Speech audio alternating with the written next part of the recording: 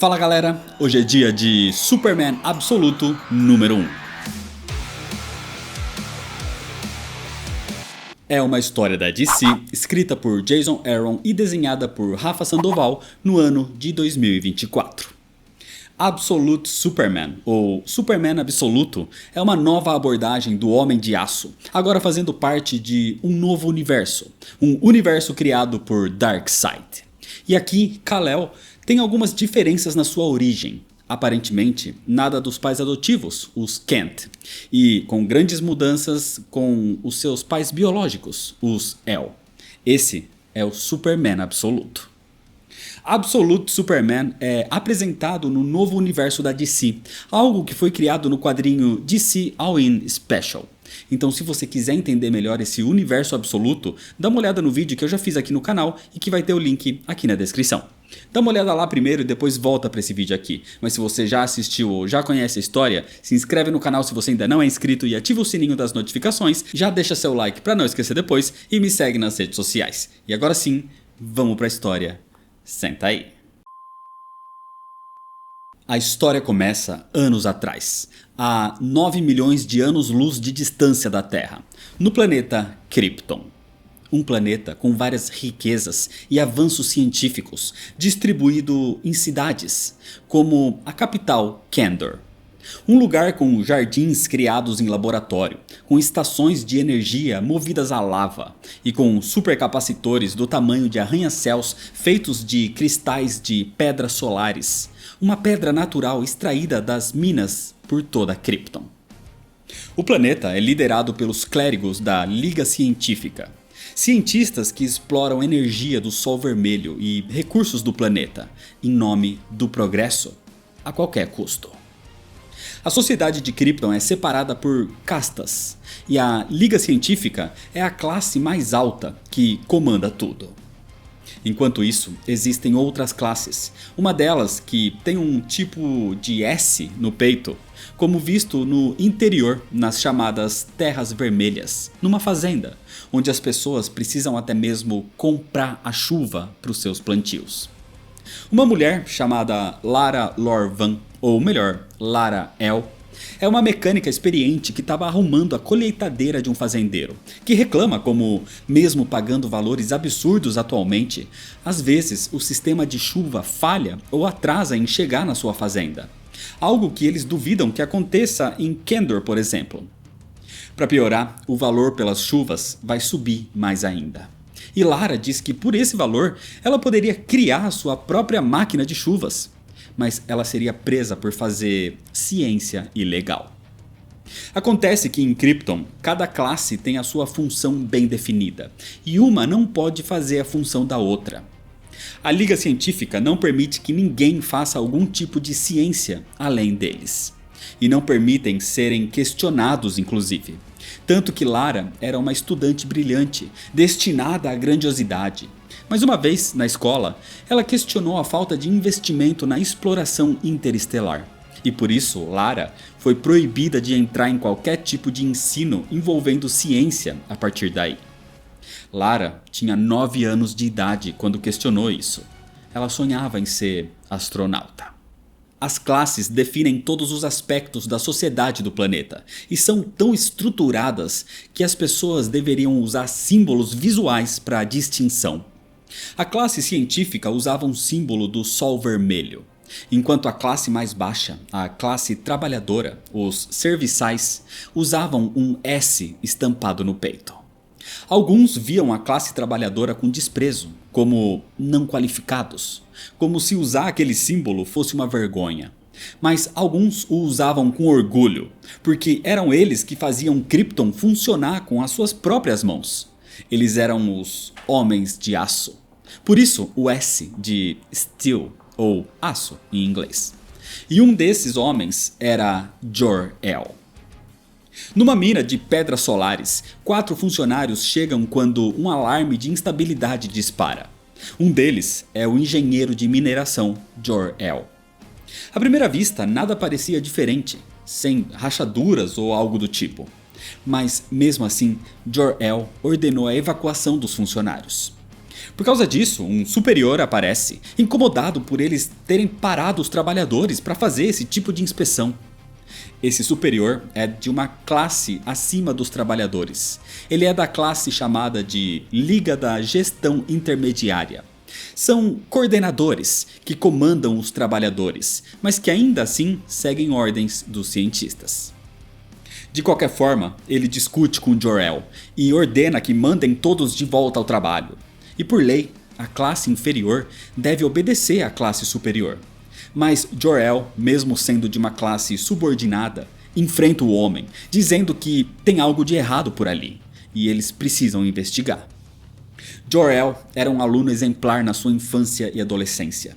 Ele chegou até a graduação na Academia de Ciências com notas impecáveis. Ele teria um ranking alto dentro da sociedade. Mas no dia da sua graduação, ele fez um discurso sobre como a Liga Científica era imprudente com relação ao meio ambiente, com a natureza de Krypton. Com isso, Jor-El foi ridicularizado e retiraram a sua graduação, o rebaixando de classe. Nesse momento de discussão, o chão da mina treme e se abre, liberando um líquido verde corrosivo como ácido, que inclusive corrói o corpo do seu superior. Essa era a prova que Jor-El tinha razão no seu discurso de graduação. O planeta estava sendo explorado e por isso ele estava podre por dentro. Krypton estava condenado. Tudo isso foi em Krypton, anos atrás. Mas agora estamos no presente, no Brasil. Numa cidadezinha onde uma empresa chamada Corporação Lazarus, ou Lazarus Corp, contrata as pessoas mais pobres da sociedade para fazer mineração de pedras preciosas, com contratos que os obrigam a continuar trabalhando independente de qualquer coisa. Coisas como encontrar depósitos cheios de amianto, um mineral cancerígeno. A Corporação Lazarus estava à procura de diamantes por ali e até oferece R$ 1.500 pelo risco para quem finalizar a tarefa. Um valor absurdo de baixo, sendo que o lucro da Lazarus é por volta de $200 milhões por ano. Com tanto amianto, às vezes a escavação gera nuvens de poeira que parecem até neve. Uma nevasca cancerígena no caso. Por sorte, nessa manhã, a neve tinha baixado e um grupo de escavadores, liderados por um homem chamado João, entram na mina para mais um dia de trabalho. Essas pessoas ficam sob a supervisão e a mira dos seguranças da Lazarus. São pacificadores, fortemente armados. Só que naquele dia, ao entrar na mina, os diamantes já tinham sido escavados de alguma forma misteriosa e estavam todos esperando nos carrinhos. Parecia um milagre, ou talvez obra de alguém. Os trabalhadores até questionam se seriam os Omega Men, mas não era bem isso. Era algo que já tinha acontecido em outras minas sob o comando da Lazarus, em outras partes do mundo. Acontece que, na noite anterior, João conheceu um homem misterioso no meio dos trabalhadores. Um homem que falava baixo, quase sussurrando, que diz que não tem um nome. Esse homem usa a visão de raio-x para ver se estava tudo bem com os pulmões de João depois de um dia de trabalho na mina cheia de amianto.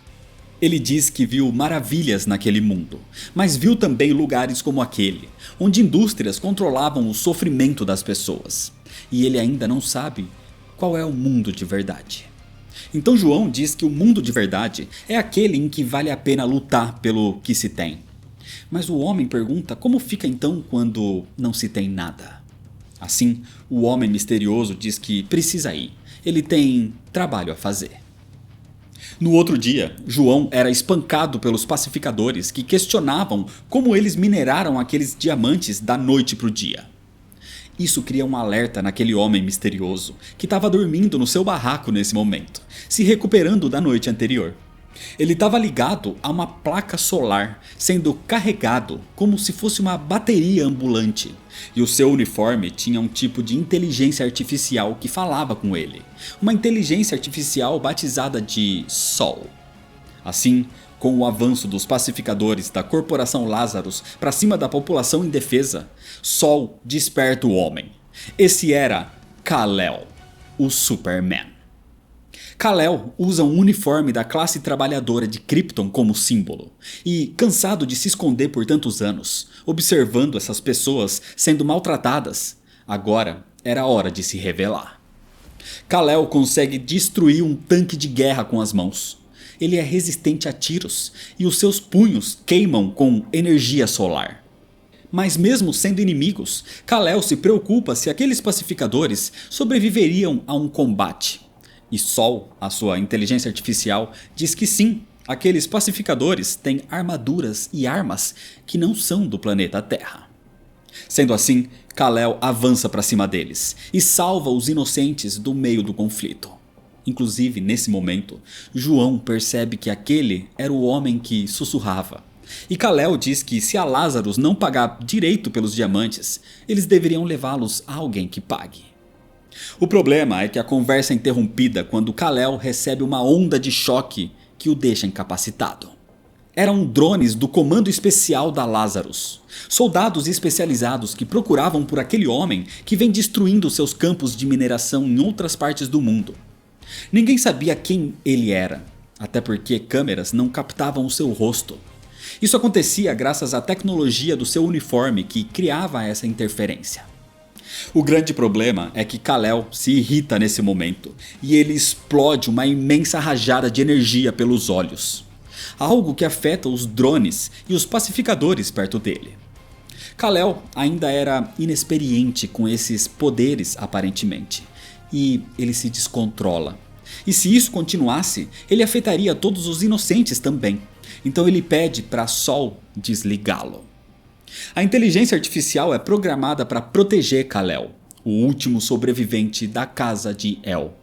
Mas para salvar os inocentes, ela o controla e pede para Kal-El não continuar. Pede para ele voltar para as sombras. Ele deve lembrar da lição que aprendeu em Krypton, que alguns mundos simplesmente não podem ser salvos, principalmente deles mesmos.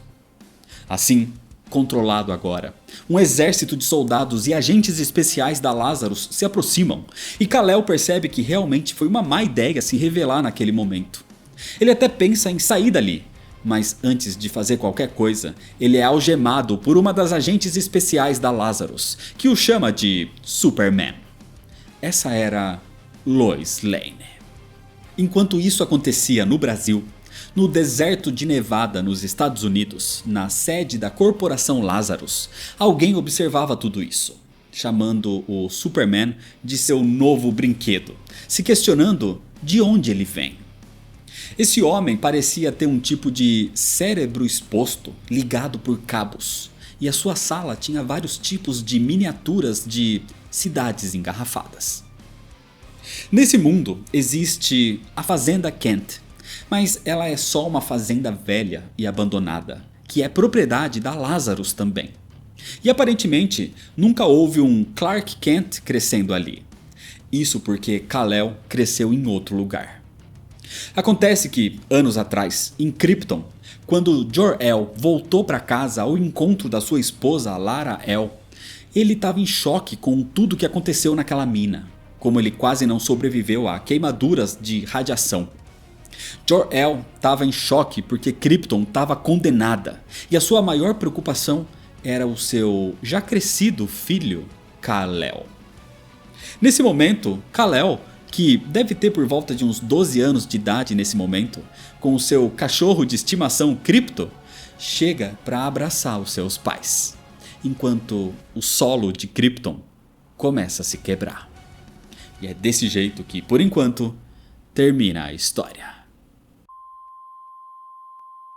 O Superman Absoluto é um ótimo quadrinho, mas entre os 3 lançamentos desse universo absoluto, é o mais fraco deles. Em questão de arte, pra mim, é a mais bonita. Mas em questão de roteiro, não é nada tão inventivo assim. Ainda mais se tratando de um universo que é pra ser bem diferente do tradicional. Existem várias diferenças sim, como Kal-El crescendo em Krypton e não na Terra.